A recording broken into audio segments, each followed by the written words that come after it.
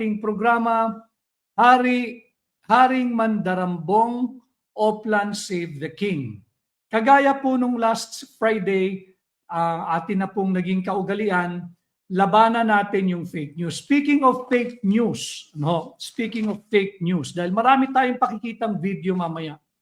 Bago po mag-react, yung napakapikon at napaka-reactive na administrasyon ni Bongbong Marcos, pakinggan po ninyo yung Armed Forces of the Philippines 2nd Infantry Division. Iunahin ko lang po ito. Yung AFP 2nd Infantry Division, magsasagawa po sila ng Digital and Social Media Summit. Ganda po yon. Digital and Social Media Summit, pamumunuan po ito ng Armed Forces of the Philippines 2nd Infantry Division. Yung AFP, 2nd Infantry Division, meron po silang isasagawang Digital and Social Media Summit. Bakit ko po naisingit ito? Sapagkat ang kanila pong Digital and Social Media Summit on combating misinformation and on strengthening public trusts. So yung AFP, 2nd Infantry Division, targetin ninyo yung inyong Commander-in-Chief sapagkat siya yung #1 reporter ng fake news. Tanungin nyo sa kanya, BBM, kala ko ba siguradong tiyak ka na naaresto si Saldico? Ito po ay bilang tugon doon sa pinalathalang information ng AFP, yung Armed Forces of the Philippines 2nd Infantry Division. Magsasagawa po sila ng Digital and Social Media Summit on combating misinformation and on strengthening public trust. Tanong, AFP 2nd Infantry Division, iimbitahin nyo ba o imbitado ba yung inyong Commander-in-Chief? Di ba? Para matuwid ninyo yung mga baluktot niyang pagbabalita. Imbitahin nyo ba si Bongbong para matuto siya na hindi na magpalaganap ng maling information. Fake News King. Ang title po natin ngayon, Haring Mandarambong. Pwede ring hari ng fake news. Pwede ring hari ng sablay. So yung Haring Mandarambong, Oplan Save the King. So yan, sinusundan ko lang yung mga linalathala ng mga sangay ng pamahalaan, pati na ng ating kasundaluhan, yung AFP, 2nd Infantry Division, Digital and Social Media Summit on Combating Misinformation and Strengthening Public Trusts. So, tanong, iimbitahin nyo ba si Bongbong? Tuturuan nyo ba yung lukaret sa palasyo, yung lukaret sa Malacanang na napakasinungaling? Inimbita nyo ba yung kalihim ng Department of Justice na nagkakautal-utal na ayaw sabihin yung salitang aresto o napakawalan na o wala na, laya na si Saldico? Hindi po kasi na-establish na talagang arestado. Kagaya po ng sinasabi ko, mainam kung na-aresto para ituro na niya all the way hanggang kung sino yung ultimately may pananagutan. Subalit, ibang kwentuhan po pag yung mismong Chief Executive Officer of the land. No? Ibang usapan po pag yung Commander-in-Chief ang nagpapalaganap ng fake news. Hindi ko naman po sila nakakausap, subalit nakita ko po bilang Pilipino, sa tingin ko dapat nating kahit paano pasadahan yung ikinasong bago na naman kay Jay Sonsa at kay Eric Celis. Hindi ko po alam yung buod, pero kung kinasuhan si Jay Sonsa at si Eric Celis, dapat siguraduhin, panagutin din si Bongbong Marcos. Bakit? Fake news din yun na arestado si Saldico. In fact, hindi lamang fake news, ito po ay maituturing na malisyoso. Bakit? Kinakailangan nila ng pamatay sunog. At habang pinapatay ang sunog, kinakailangan lang lumikha ng mga istorya kahit hindi totoo para pagtakpan ang kanilang malinaw na bulilyaso. Kagaya po ng Haring Mandarambong, Oplan Save the King. Itong mga nakaraang araw leading into the weekend at ngayon na naman po, ang tanong, si Saldi, si Tambaloslos o si Cheese? Ano yung tanong na yan? Sino sa kanilang tatlo ang handang magpakulong upang pagtakpan at aminin ang napakalawak na kurakot at korupsyon at salbahin ang hari ng kasalukuyang administrasyon? Wala po muna tayong conclusion, mamaya po iyon, antayin ko rin po yung inyong observation, kung sino sa tingin ninyo yung Haring Mandarambong at Oplan Save the King. Pero nakikita natin, tatlong naglalakihang pangalan na ang ipina-float o lumalabas. Saldico, matagal na yan. Diba, Saldico. Si Tambaloslos o si Martin Romualdez, last week lamang yan. Totoo kaya na nag-aaway-away na sila? Maaring parte ng drama, pero kung titingnan ninyo, aatras ko ng kaunti yung mga lumabas na report, na mga affidavit, ang tinutumbok tila ay papunta sila kay Cheese Escudero.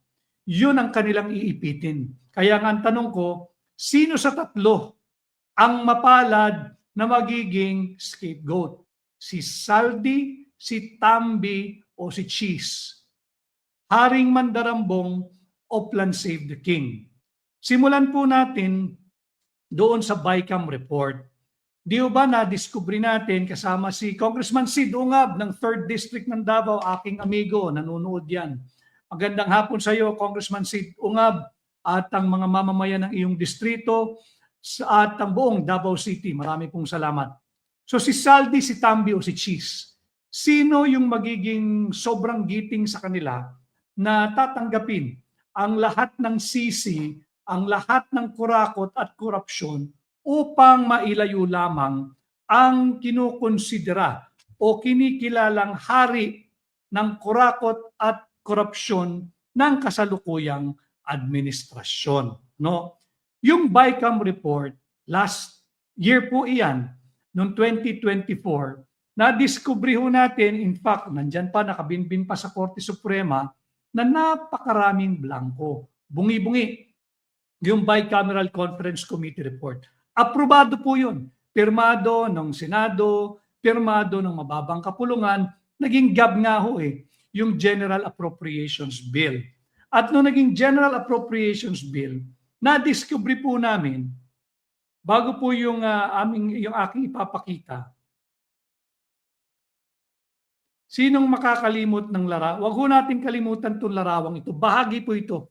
Uulit-ulitin po natin. I will always refresh your recollection and your memory so that you will not be swayed by the fake news and false propaganda na pinapalaganap ng kasalukuyang Bongbong Marcos Jr. administration. So, December of 2024, pinag-aaralan daw masusi ni Bongbong Marcos ang panukalang budget. December na po ito. At makikita nga rito, syempre nandiyan pa rin yung mga kanyang, yung mga players po lahat ng ng korupsyon yan. Tingnan po ninyo. Yung nasa dulo po, ito. Si Adrian Bersamin po yan. Kasali po yan. So malawak at laganap na korupsyon. So maraming blanco at napakita po namin sa inyo at ipapakita ko po muli sa inyo na wala pong pirma yung tinatawag na enrolled bill. Ito po yung kopya ng enrolled bill.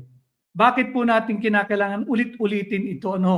Sapagkat kinakailangan mag-isip si Saldi, si Tambi o si Cheese. Isa sa kanila ang ihuhulog talaga ang gagawing scapegoat or maaaring silang tatlo. Depende sa tibay na lang ng kanilang pakikipaglaban. Tanong, handa ba silang tatlong magpakulong para lamang maprotektahan ang Haring Mandarambong? Pero ito makikita natin, walang hong pirma yung enrolled bill. Sertipikado po ito ng Legislative Archives and Museum Management Service. Sertifikado po yan. May pirma po yan. Ano? So ito, dito, wala hong enrolled bill. Mahalaga po yung enrolled bill para in case of discrepancy with the General Appropriations Act, meron pong basis for comparison. Titingnan mo yung nakafile dito sa Legislative Archives and Museum Management Services, yung kopya po ng enrolled bill. Yung kopya nga po doon hindi pirmado. Ibig sabihin, walang enrolled bill. Ngayon, pag walang enrolled bill, sino ang tumapos ng ating 2025 GAA? Kasi po doon talaga sumabog yung laganap, alamak at malawak na kurakot at korupsyon sa ilalim ng Bongbong Marcos Jr. administration. Kita naman ninyo, nagre-review si Bongbong Marcos. Sinabi niya, wala daw siyang makitang blanco diyan sa General Appropriations Law, wala talaga dahil ang blanco sa BICAM. Palusot na naman yan. Fake news king nga iyan. Ano, fake news king yan. Kaya dapat yan imbitahin ng 2nd Infantry Division ng AFP sa kanilang gagawing Digital and Social Media Summit on Combating Misinformation and on Strengthening Public Trusts. No, para hindi na siya nagre-report ng mga fake news kagaya ng fake arrest ni Zaldico. Ultimo, yung hepe ng Department of Justice, nagpupumiglas, gumawa ng bagong definisyon ng arestado, ng under detention, ng restricted ang paggalaw. Simple lang naman ang tanong is he under arrest? Is he arrested? Sasabihin pa may technical meaning ang arrest. Alam ho natin yan. Pag arestado ka, you are under arrest. You are arrested. You are deprived of freedom of movement. You are deprived of your liberty, whether permanently or temporarily. Or hindi ka talaga na aresto. Simple lang yung tanong, hindi po niya masagot. Bakit? Magmumukha po talaga na fake news king yung kanilang pinagsisilbihang Pangulo. So, nung lumabas na po yung pinagsamang sinumpaang salaysay, matatandaan po niyo yun. May kopya pa tayo nun. Si Bernard Tube, yung 16 na Marines, tatandaan ho nyo, yung 16 na Marines at 2 from the Army, 18 po lahat sila. Yung naglabasan, si Bernard Tube at yung mga kasamahan niya. Pero bago po yan, huwag ninyong kalilimutan si Orly Gutesa. Si Orly Gutesa, yung dating retiradong Marine Sergeant Orly Gutesa, bago pa yung 18 sundalo, yung 16 Marines plus 2, 18 po lahat sila, nauna po yung Orly Gutesa. Si Orly Gutesa, sometime September of 2025, lumabas po iyan sa Senado. Yung surprise witness or surprise testimony na linabas ni Orly Gutesa. Sinong makakalimot na yung nagde-deliver sila ng basura? Basura ng pera. Yung kayamanan ng Pilipinas, basura lang ang tawag ni Zaldico at ni Tambaloslos. Basura ng pera, dinedeliver nila diyan kay Zaldico, diyan kay Martin Romualdez, at syempre, nung paglabas ni Orly Gutesa, yung sumabog na itong substandard at ghost flood control projects, sisingilin din natin kasi ang Blue Ribbon. Itong Blue Ribbon chairman, laging sinasabi, hindi raw pwedeng ipatawag si Martin dahil daw po sa interparliamentary courtesy. Tingnan mo, pagka sa merong issue ng pandarambong, kurakot at pagnanakaw, katakot-takot na kortesiya ang binibigay ni Ping Lacson. Pero tayong mga taxpayers, kayong mga hirap na nagtatrabaho, yung mga uring manggagawa, malapit na, May 1, araw po nyo yan. hindi tayo binibigyan ng kortesiya ng isang senador na chairman ng Blue Ribbon. Pero kay Martin Romualdez, todo kortesiya. Dito nyo makikita yung double standard nitong chairman ng Blue Ribbon. At wag nating kalilimutan, hindi ba't si Ping Lacson ang nagpangalan doon sa kongresista, kayong mga taga-Oriental Mindoro, First District ng Oriental Mindoro, on record po ito. Nagbigay ng privilege speech si Ping Lacson at ginamit niyang poster boy ng corruption, poster boy ng ghost flood control projects, at poster boy ng substandard infrastructure projects diyan sa First District ng Oriental Mindoro, si Congressman Arnan Panaligan. Sinulat ko na dahil lagi ko nakakalimutan, wag nating kalimutan. Itong poster boy ng korupsyon at kurakot na ginamit ni Ping Lacson, Congressman Arnan Panaligan. Wala pa rin kaso magpahanggang sa ngayon. Di ba? Kaya nung lumabas na si Gutesa, babalikan po natin yung 16 plus 2, yung 18 sundalong lumabas. Nung lumabas na po si Gutesa, nagkabuhol-buhol na rin po sila sa affidavit ni Robert Bernardo. Sinong makakalimot kay Robert Bernardo? Malaki po ang pagkakautang ng taong ito sa mamamayang Pilipino. Hanggang sa ngayon, hindi pa ho ito nagsosoli nung bahagi ng kanyang kondisyon para siya'y tanggapin sa Witness Protection Program. No? Ano po yung kanyang pangako? Kinakailangan po siyang magsoli ng 1 billion pesos now. Hindi nga po now, nung isang buwan pa yata o 2 buwan pa. 2 months, 3 months ago, meron po siyang undertaking na magsosoli ng 1 billion pesos. Viewers po natin. So yung Robert Bernardo affidavit, para po matumbok natin yung Haring Mandarambong at ma-establish natin na naka-play na po sila, nakalatag na yung kanilang Oplan Save the King. Sino yung Save the King? Sino yung Haring Mandarambong? Ito nga po, tinatalakay natin sa ating podcast ngayon gamit ang pinag-aralan natin mga affidavit, press statement, releases, at yung mga transcribed images from Saldico's official FB page and post. So bago po yan, para lang po masariwa natin, pakinggan natin uli si Saldico para po ibalik natin. Hindi po impeachment ang tunay na problema nating mga Pilipino. Ang problema po natin, massive corruption, looting of public funds, at ang ating sadsad na ekonomiya. Maraming salamat po kay Ms. Cora Guidote. Akin pong linathala yung kanyang isinulat. Ms. Cora Guidote, ang kanya ay simple lang. At yan ho, pinatunayan po ng halaga ng piso ngayong araw.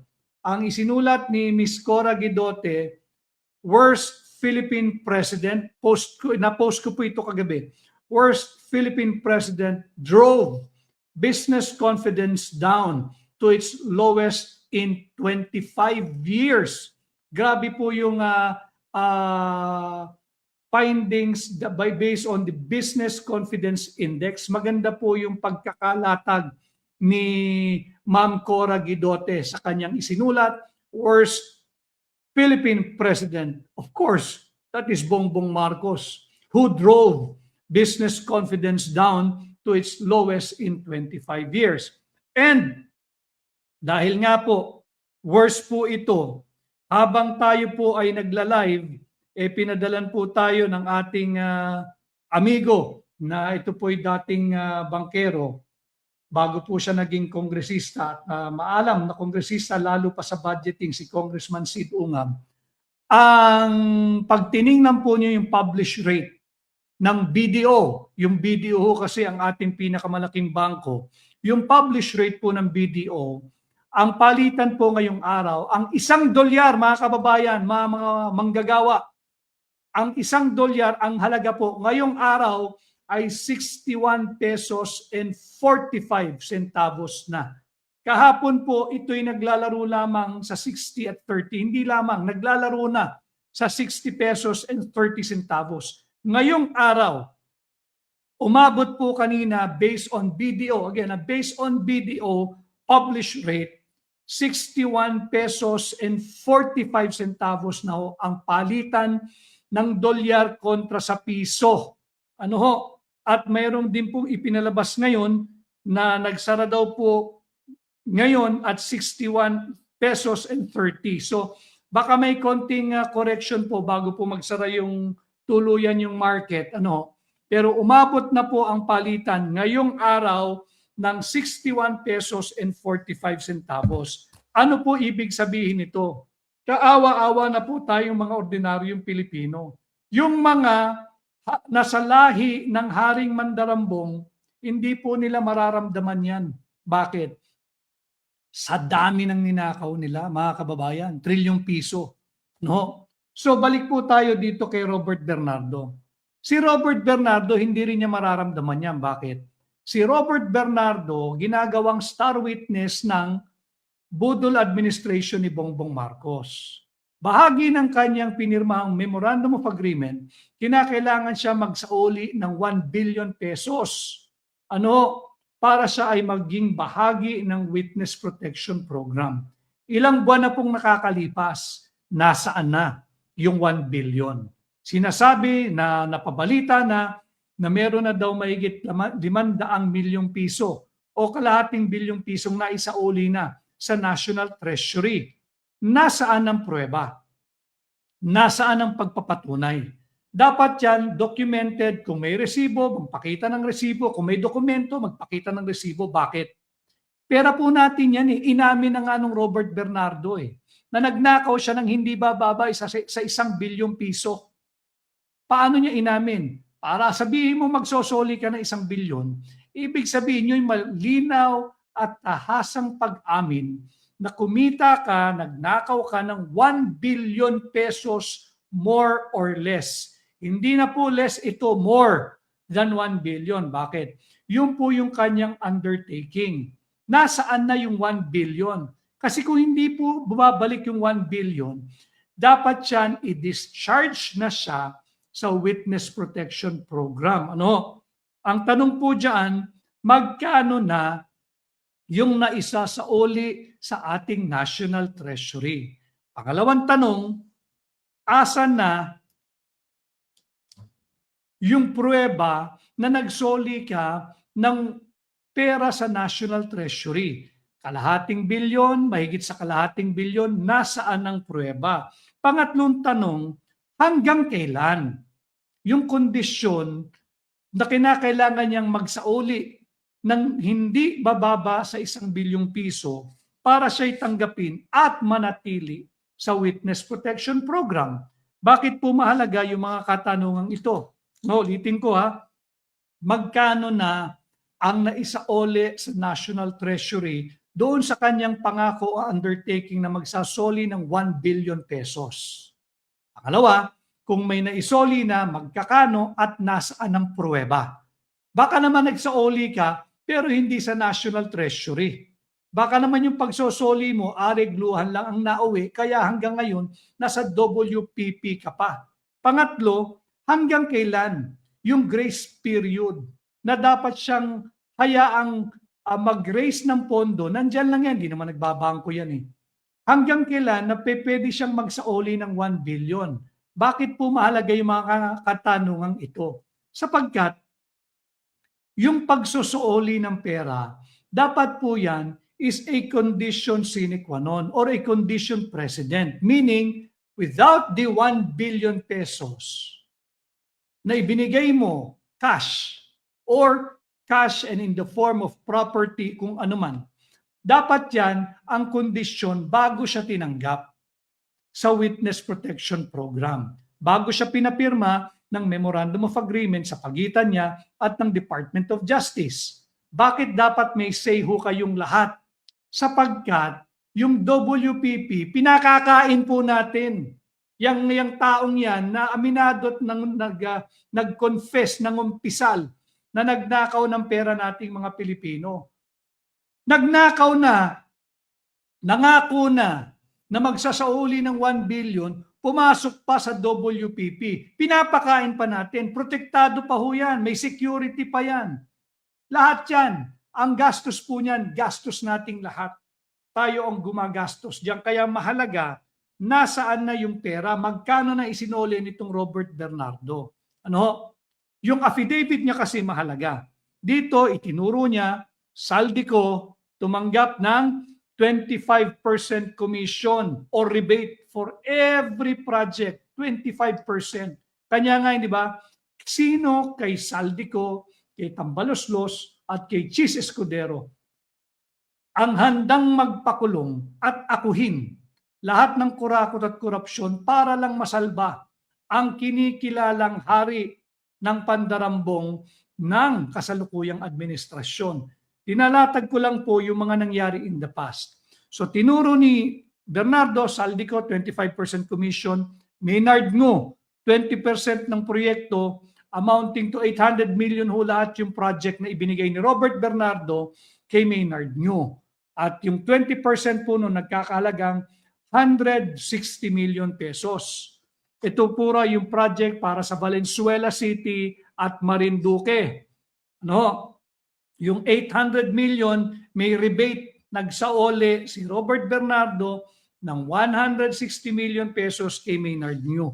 Para daw kanino? Kay Chis Escudero. Kaya po natin tinitingnan ito, ang only link ni Chis Escudero, hindi ko pinag-aabogadohan si Chisa, base po ito sa dokumento. Ang only link, base kay Robert Bernardo ni Chis Escudero, ay itong Maynard Ngo. Tumanggap ng delivery kay Robert Bernardo, sinabi mismo ni Robert Bernardo, 160 million para sa kanyang rebate mula sa project for Valenzuela and Marinduque. Mga mamamayan ng Valenzuela at Marinduque.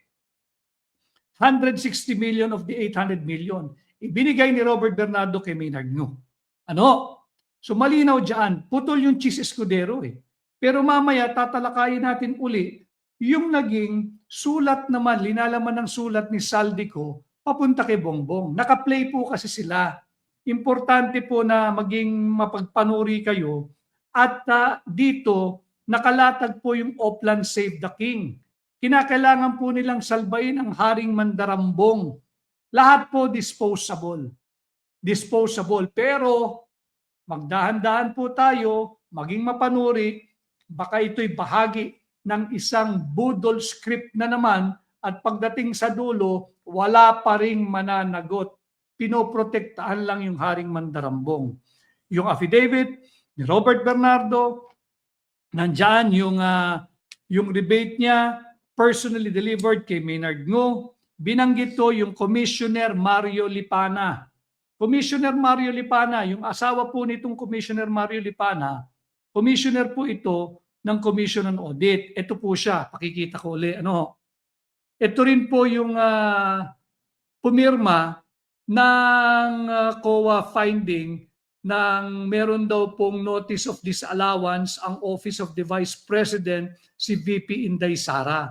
Samantalang pinangalanan siya ni Robert Bernardo na yung kinausap niya yung isang engineer ng First District Engineering Office ng Bulacan at napalathala din sa mga ilang social media sites, Rappler I believe, na yung asawa niya ay nakakulimbat ng bilyong pisong halaga ng proyekto. So binanggit din po yan ni Robert Bernardo, of course, Traiji Bulaybar, Nancy Binay. Si Nancy Binay, 15% daw ng proyekto ang hininging rebate. Hiningi daw po ito ng kanyang tao na si Carlene Villa. Carlene Villa, no? Base ito sa affidavit ni Robert Bernardo. Ngayon, nasaan na, bakit walang kaso yung Senator Nancy Binay? Hindi po dahil meron po tayong anything against Senator Nancy Binay. Kaya lang tinitingnan ko, dapat po patas. Kung si Chis Escudero ay kinasuhan dahil tumanggap ng rebate, si Maynard Ngo na nagpakilalang sugo ni Chis Escudero pero hindi nakaharap si Chis Escudero, may kaso po yung Chis Escudero. Ano? At kung base lamang doon sa naging kwento ni Saldico na si Chis daw ang nagpatanggal ng 74 billion mula sa PhilHealth, para pong naka-play po talaga sila na meron at merong gagamitin, meron at merong ilalaglag. At mukhang pinagpipilian kung si Saldico, si Tambaloslos o si Chis Escudero. Si Saldico, lamang. Bakit? Umiskierda ho eh. Nagpakalayo-layo na, tumakas na, lumayo na. No? Fake news nga. Si Bongbong mismo na nagpakalat ng fake news dahil arestado na raw si Saldico. Yung pala, sinabi mismo ng kalihim ng Department of Justice, wala na po sa Czech Republic, wala na sa Czech territory si Saldico. So, dapat yan imbitahin ng AFP, 2nd Infantry Division, sa kanilang isasagawang Digital and Social Media Summit on Combating Misinformation. O paano nyo ngayon tatratuhin kung yung mismong nagpapakalat ng misinformation ay ang inyong Commander-in-Chief. Ano? So si Nancy Binay, meron pong humarap sa on her behalf, Carlin Villa. Bakit si Nancy Binay hanggang ngayon walang kaso? Yung Carlin Villa, yun lamang po yung dumiga na 15% ang gustong rebate para daw kay Nancy Binay. Base sa affidavit ni Robert Bernardo, personal siya naghatid ng 37 million pesos kay Nancy Binay sa isang tahanan sa lungsod Quezon, sa Quezon City. So ang dumiga, si Carlin Villa, trusted personnel ni Nancy Binay, ang gusto ni Senadora, 15%. Hinanda ni Robert Bernardo, tangan-tangan ng 37 million pesos in cash, hinatid niya kay Nancy Binay sa isang tahanan sa lungsod Quezon. Bakit hanggang ngayon ni hindi man nalagay sa investigation itong si Nancy Binay? Kaya lang po natin binubuo itong mga kwento na tila ang layunin ay isalba ang Haring Mandarambong. Balik na po tayo kay Bernald Tube. Si Bernald Tube, yung pinuno po nung 18, yung 16 Marines plus 2. Dami niyang pangalan binanggit. John Paul Estrada, Mark Tiksay, lumalabas din yung tao ni Tambaloslos, si Ponyong Gabunada. Itong mga ito, itong Ponyong Gabunada, hindi pa rin ito naiimbestigahan. Hindi pa rin ito nakakasuhan. Kaya magdahan-dahan po tayo doon sa drama ng mga salitaan ni Ombudsman Boying Remulla at ni Tambaloslos. Drama po ito hanggat hindi kinakasuhan. Yung mga prominenteng may prominent role in the proliferation of this widespread corruption. Kagaya ng Ponyong Gabunada. Walang kaso po ito ha. Hanggang ngayon, empleyado ito diyan sa mababang kapulungan. Nasaan na? Nalagay din ba sa freeze order yung units 8 and 9 ng Polo Club Townhouse? Di ba dito yung katayan ng pera? Yung unit 8 and 9, diyan nagpapamiting si Tambaloslos. Yung unit 8 nakapangalan, I think, kay Martin Romualdez. Yung unit 9, kanino nakapangalan? Binanggit na ito sa napakaraming affidavit. Affidavit ni Orly Gutesa, affidavit nung 18 sundalo, 16 Marines plus 2. Hindi, ito ba'y nakasali sa freeze order? Sino ang may-ari? Ang dali alamin ito eh. Makati lang yan eh. Tatawagan mo lang yung assessor's office ng Makati City. Not unless meron nga hong kuntsabahan na. Walang kaso si Nancy Binay, wag mo rin pangalanan kung sino may-ari ng Unit 8 and 9 ng Polo Club Townhouse. Ano? Meron bang freeze order yan? Kasi nagpapasikat to yung tanggapan ng ombudsman na may freeze order daw. Tanong, yung number 14 Nara Street, South Forbes Park, ito ba'y may freeze order din?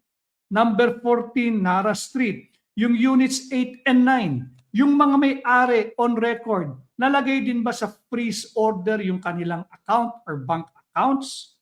Si George Garcia ng COMELEC, pinangalanan din ito doon sa affidavit ng 18 Marines. Bakit mahalaga yung affidavit ng 18 Marines? Sapagkat bumuo ng kaso ang ombudsman gamit ang testimonya nung 18 sundalo. Ibig sabihin, mayroong credibility yung affidavit pinagsamang sinumpaang salaysay nung 18 sundalo para bumuo yung ombudsman ng kaso. Kung bumuo ka ng kaso laban kay Martin Romualdez, bakit hindi ka bumuo ng kaso laban kay George Garcia, yung chairman ng COMELEC? Bakit kanyo? 4 na maleta ang tinanggap nito mula kay Zaldico nung sila'y nagtagpo sa Midas Hotel. Basis, the same affidavit that the ombudsman used in building up a case against Tambaloslos. So dito nakikita natin, sarswela pa rin hanggat hindi kinakasuhan lahat ng binanggit doon, kalokohan po ito.